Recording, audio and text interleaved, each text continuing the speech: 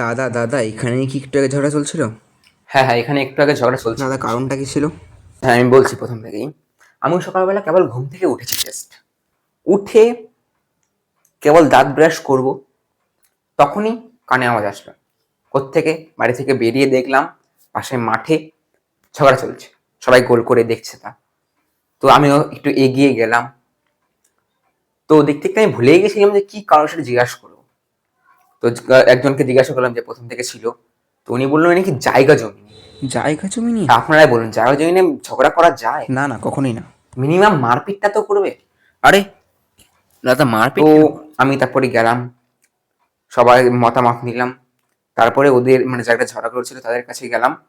তারপরে বললাম যে ভাই ঝগড়া করিস না, এতে ঝগড়ারও মান সম্মান যাবে, তোর তো যাবেই, মিনিমাম মারপিটটা কর। তো তারপর ওরা মানলো।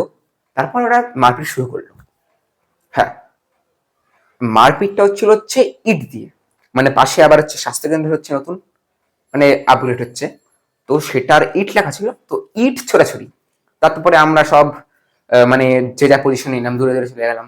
ভেবেছিলাম তো 100 মিটারের মতো, কিন্তু মেপে দেখলাম পরে 30 মিটার মতো ছিলাম। তো তারপর দুজনের মাথা ফেটেছে, মানে দু দলেরই। এই দলের দুজন, ওই দলের একজনের মাথা ফেটেছে।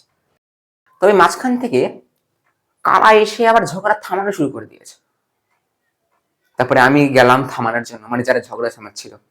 কারণ এতগুলো লোক আনন্দ সহকারে দেখছে, ঝগড়াগুলো মাটি করলে তো হবে না। তবে আর যাই বলুন, আজ আমি বুঝলাম মানুষ মানুষের ভালো দেখতেই পারে না।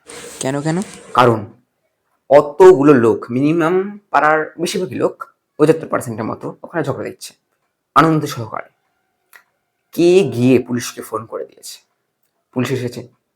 যারা ঝগড়া করছে তাদের বাদ দিয়ে যারা ঝগড়া দেখছে তাদের মারা শুরু করে দিয়েছে। তাহলে কেমন লাগে বলুন? তারপর যারা ঝগড়া করছিল তাদের ধরে নিয়ে চলে গেল, মানে মেন যারা ঝগড়া করছিল।